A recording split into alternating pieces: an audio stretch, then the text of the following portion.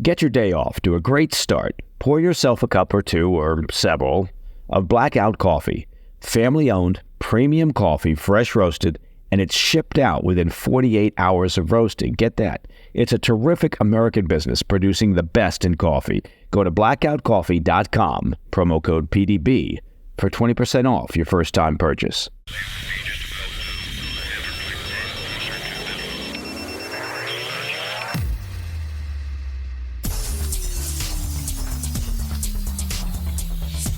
It's Monday, 8 July. Welcome to the President's Daily Brief. I'm Mike Baker, your eyes and ears on the world stage. Let's get briefed.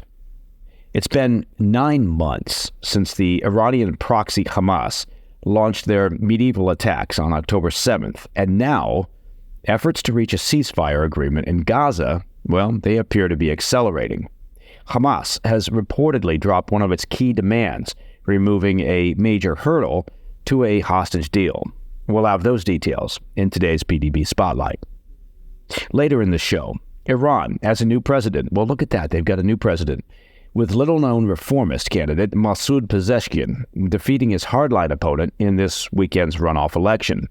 Now, reformist, well, that's a relative term. Plus, Hungarian Prime Minister Viktor Orban followed up his visit to Kyiv with a trip to Moscow to meet with Russian President Putin, sparking outrage among his fellow European Union leaders. Not the first time that the staunch Putin pal has sparked outrage. It's kind of his signature move. And finally, French voters turned out in record numbers for the nation's second round of parliamentary elections, handing a defeat to both Emmanuel Macron and the right's Marine Le Pen. We'll have the results in today's Back of the Brief. But first, today's PDB Spotlight. We ended last week with some hopeful news about a potential ceasefire and hostage deal in Gaza, and we'll start this morning with some more potentially positive developments, and that's frankly something of a rarity in this line of work. According to Hamas and the Egyptian officials speaking to the Associated Press, the terror group has given its initial approval to a U.S.-backed phased ceasefire proposal by dropping one of its key demands from Israel. Until now, Hamas has insisted that any agreement would require that Israel commit upfront to a complete end to the war. Now, Hamas has signaled it would be content with written guarantees from mediators that Israel will continue to negotiate a permanent ceasefire once the first phase goes into effect. If the reporting is accurate, and that's frankly a big if, this would be a significant development, removing one of the biggest hurdles to negotiations.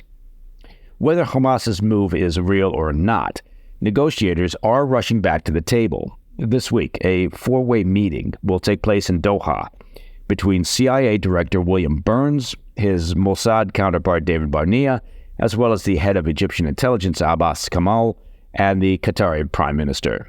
The negotiators are hoping to hammer out remaining details and present a deal for final approval later this week. As we've been reporting, Washington's phased deal would start with a full and complete 6-week ceasefire. During that time, older, sick, and female hostages would be released in exchange for hundreds of Palestinian prisoners.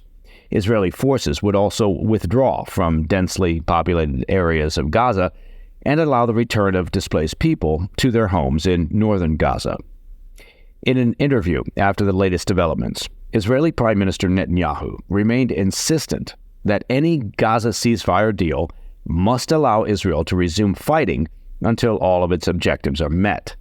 The Prime Minister remains under considerable pressure, with protesters marking the 9-month anniversary of October 7th with a so-called Day of Disruption this weekend. Protests began at 6:29 a.m. on Sunday, and that's the same time that Hamas militants launched their first rockets toward Israel in the deadly attack that triggered the war.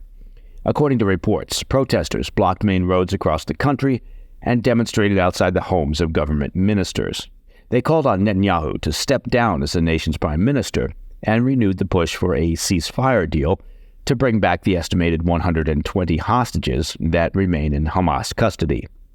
Although, to be clear, Hamas has failed to provide specifics on the current health and status of the remaining hostages, so it remains unknown how many actually remain alive. Meanwhile, rocket attacks continued over the weekend on Israel's northern frontier.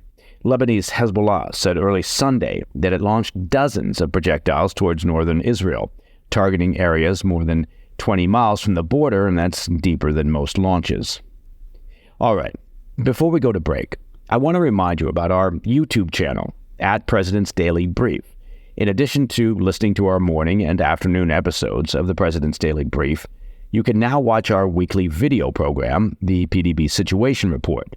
Make sure to subscribe so you don't miss any updates. Coming up next, Iranian voters have surprised the world by electing a little-known reformist candidate in this weekend's runoff election. And Hungarian Prime Minister Viktor Orban's meeting with Russian President Putin in Moscow is stirring controversy across the European Union. We'll have those stories when we come back. Welcome back to the PDB. In a surprising turn of events, voters in Iran elected reformist candidate Masoud Pezeshkian in this weekend's presidential runoff election. Now, according to a report in Iranian state media, Pezeshkian earned just over 16 million votes, with his hardline opponent, Saeed Jalili, receiving about 13.5 million. As with the previous round, voter turnout was low, with only 50% of eligible voters making it to the polls. Pezeshkian will now become Iran's first reformist president in 2 decades. The low voter turnout is a reflection of the frustration among the population that voting, frankly, will change little to nothing as long as the regime is run by hardline Supreme Leader Khamenei and the Iranian Revolutionary Guard Corps, the IRGC. During a victory speech on Saturday, the new president struck a progressive tone, telling supporters, quote, "I will do everything possible to look at those who were not seen by the powerful and whose voices are not heard. We will make poverty, discrimination, war, lies, and corruption disappear from this country." Oh, well, good luck with that. Pezeshkian isn't well known outside of Iran, but he's been active in Iranian politics for quite a while. The 69-year-old originally hails from the city of Mahabad, and that's in the northwestern part of the nation, relatively close to the borders of Iraq and Turkey. It's not an area that many would consider a center of power in Iran. He also has roots in Iran's Azeri and Kurdish communities, which has shaped his focus on minority rights. Prior to entering politics, Pezeshkian was a cardiac surgeon and led Tabriz University of Medical Sciences, which is one of Iran's leading medical universities. His political career began in the late 1990s when he became Iran's health minister under President Mohammad Khatami, also referenced as a reformist. After his tenure as health minister, he was elected to Iran's parliament, serving as the assembly's first deputy speaker from 2016 to 2020. Pezeshkian's political career has been defined by moderate views. He's criticized harsh enforcement of hijab laws and called for probes into incidents like the death of Mahsa Amini. She died in police custody. He's known for supporting the revival of the 2015 nuclear deal to ease economic sanctions on Iran, aligning himself with other reformists like former Foreign Minister Mohammad Javad Zarif. Now, despite being considered a moderate by many inside Iran, it's worth noting that there's a reason he was allowed to appear on the ballot while other more radical reformists were prohibited. He's seen as something of a bridge between moderates and conservatives. Critics argue that Pezeshkian's commitment to reforms has been largely superficial, focusing on less controversial issues while avoiding more fundamental changes that true reformists typically support. For example, he's navigated Iran's conservative politics by occasionally supporting the Revolutionary Guard Corps, even wearing their uniform in parliament to show solidarity. Well, that would do it. He's also maintained relationships and alliances with influential conservative politicians and power brokers within Iran's political system. So whether Pezeshkian will actually live up to the reformist label and upset the status quo remains to be seen. And by remains to be seen, I mean he'll do whatever the supreme leader instructs. Okay, turning our attention to the European Union. Hungarian Prime Minister Viktor Orban held talks on a potential Ukrainian peace deal with Russian President Putin on Friday, causing a stir among EU leaders who warned against appeasing Moscow. You may recall last week's PDB when we reported that Hungary commenced its 6-month tenure as president of the EU, a rotating role among all members. Now, if you think that sounds odd, given how often Orban is at odds with the rest of the EU, have you heard that Russia is the head of the UN Security Council for the month of July? Seriously, if you needed any example of the fecklessness of the United Nations, well, having Russia as the head of the Security Council, even during the monthly rotating period, well, that would be a fine example. Anyway, I digress. Shortly after assuming the EU presidency, Orban made his first visit to Ukraine since Russia's invasion in February 2022. During his visit, Orban met with President Zelensky, urging the Ukrainian president to consider a ceasefire in order to, quote, speed up peace talks. Kyiv reportedly rejected the proposal, saying it would only provide a window of opportunity for Russia to regroup its forces. During his subsequent trip to Moscow, which Orban labeled as a peace mission, it's a peace mission, he made a similar proposal to President Putin, and he achieved similar results, which is to say, none.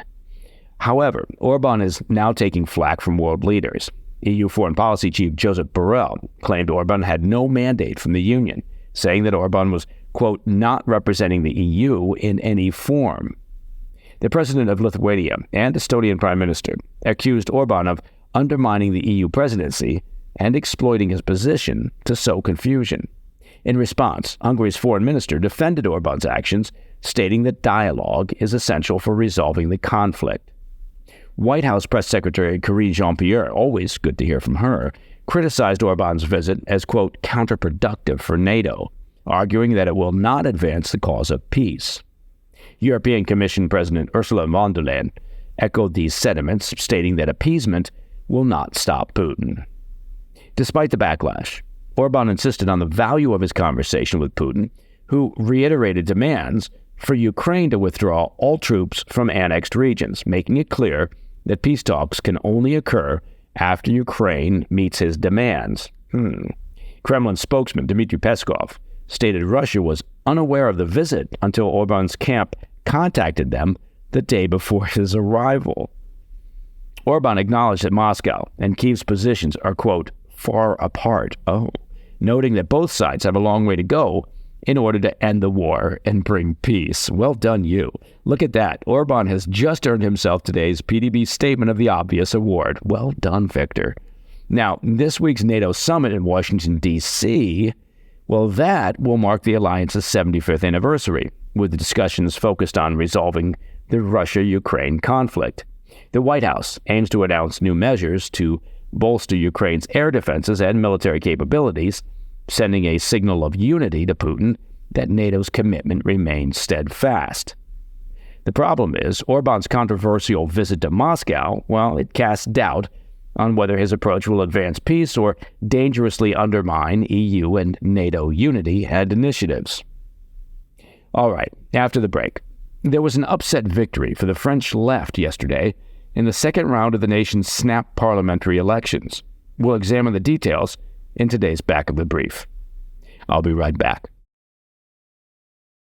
In today's Back of the Brief, political and economic uncertainty in France as the New Popular Front, a coalition of left-wing parties, appears to have pulled out an upset victory in the country's second round of snap elections on Sunday. The projections put President Emmanuel Macron's centrist alliance in second, followed by Marine Le Pen and Jordan Bardea's right-wing National Rally Party.